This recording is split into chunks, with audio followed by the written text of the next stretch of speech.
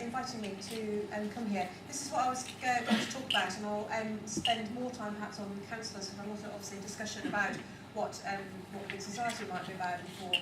And I wanted to kind of lead on to some principles that I think we ought to see coming to the fore in all the very kind of great sort of melange of ideas and whatnot about the big society.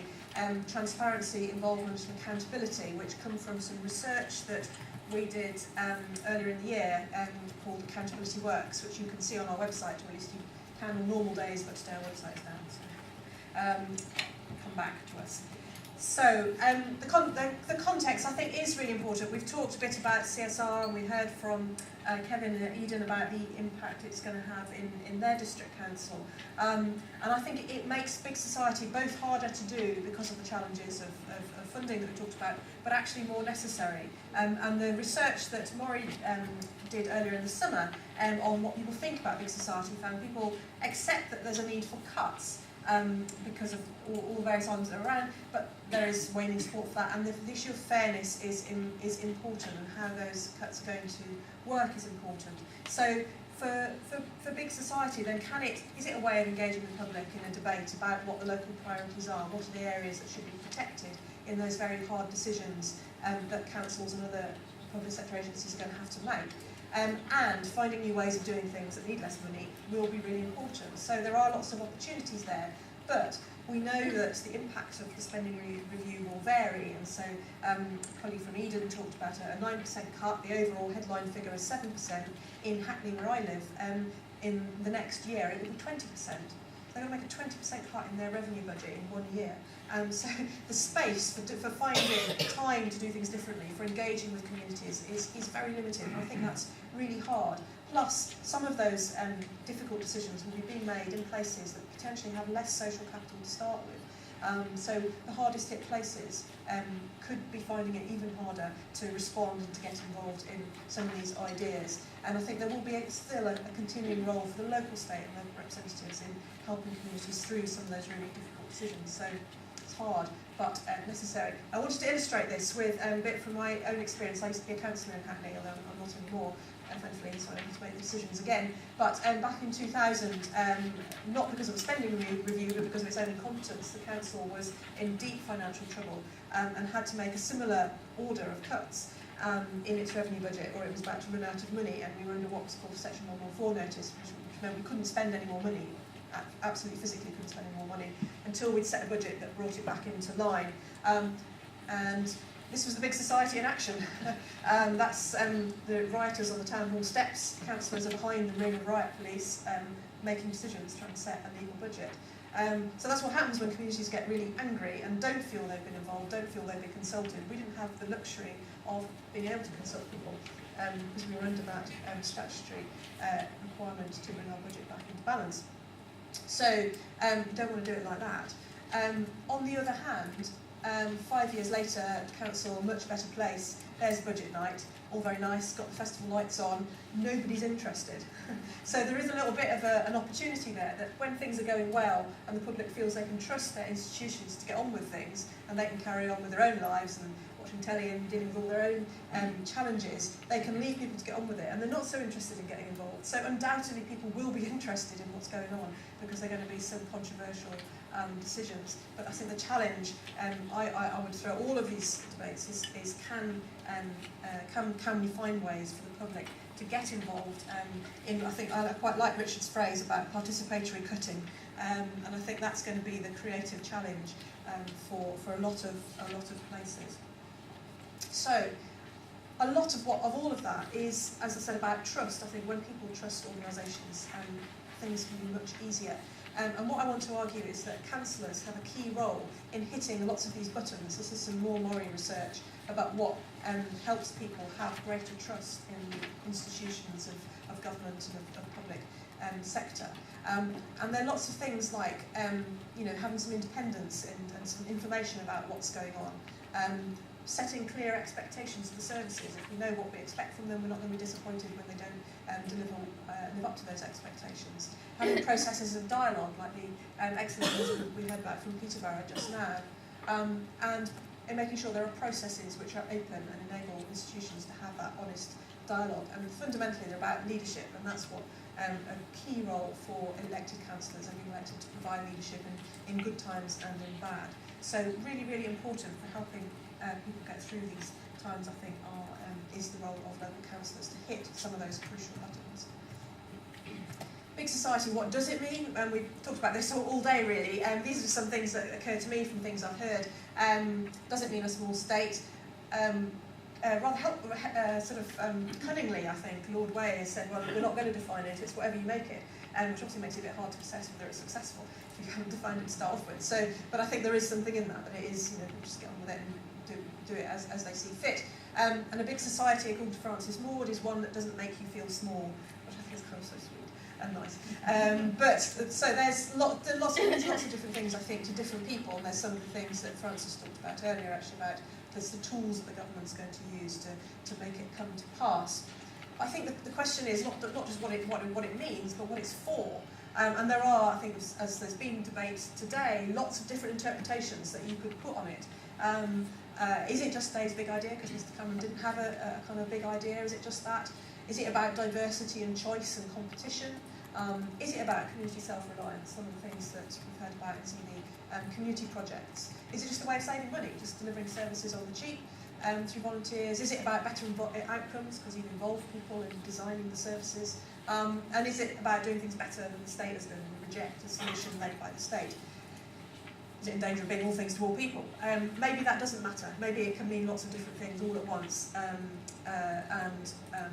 that's okay, perhaps. That's kind of chaos and anarchy is okay, which is a slightly odd thing to have from a Conservative government, but maybe that is okay, and we just need to kind of accept that. That's the question. What I then want to go and talk about is what are councillors for, because they have been missing in a lot of the central sort of discussion of the big society. The LGA have, as you said before, that they've launched things saying that councillors must be at the heart of the big society, and I think they're feeling the need to say that because they haven't really featured in a lot of the debates so far.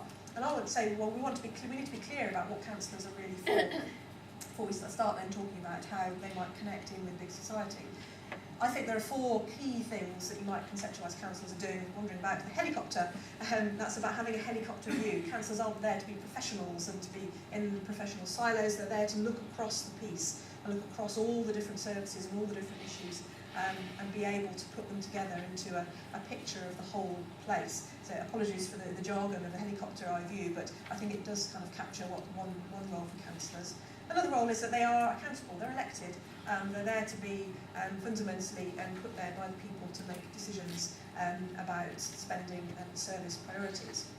But they're also there to play a more kind of sort of enabling, empowering role, if you like, bringing the voice of the people up from the streets and into the places where decisions are made. So they are supposed to be, the man or woman of the people bringing those grassroots voices to bear when they're considering issues.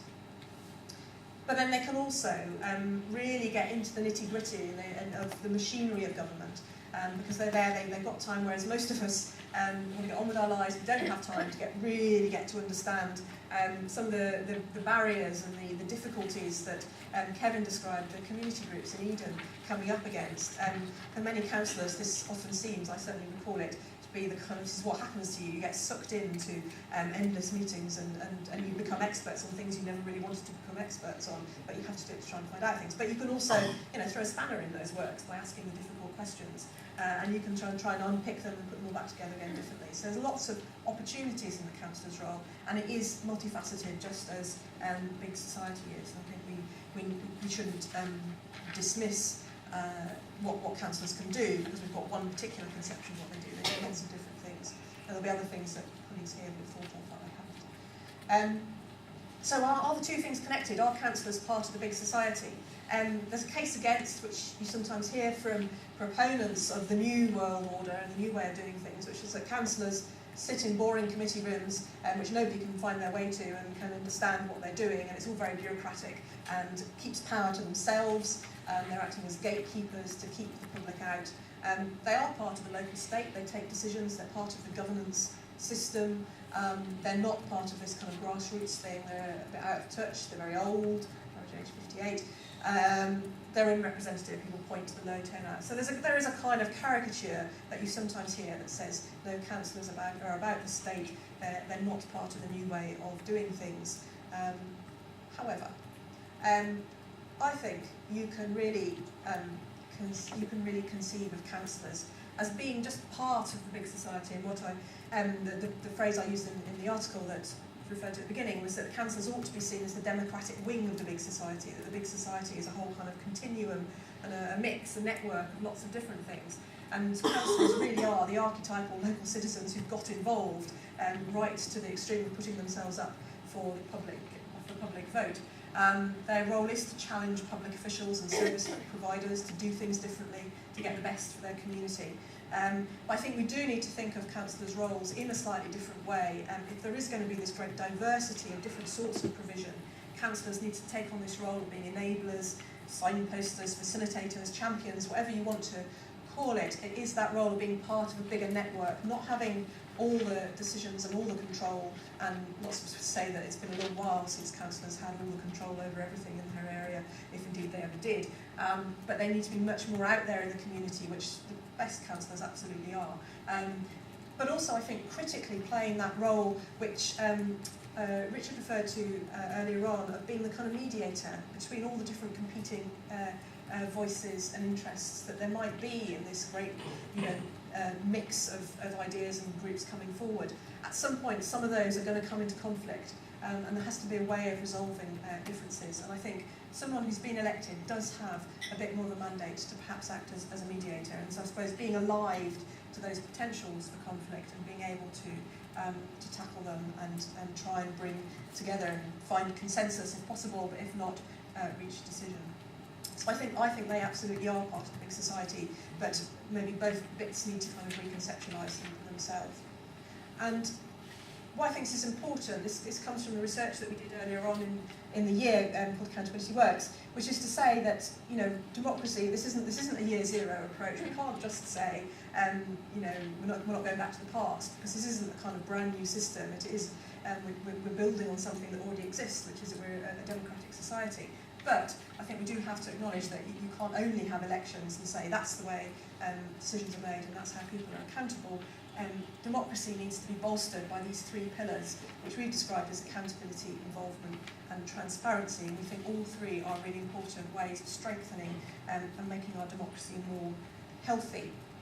It's kind of transparency is a big thing for the government, and I think it is really important. And it is quite a challenge, I think, mainly to the Whitehall machine. That's why I've got a picture of Sir Humphrey there.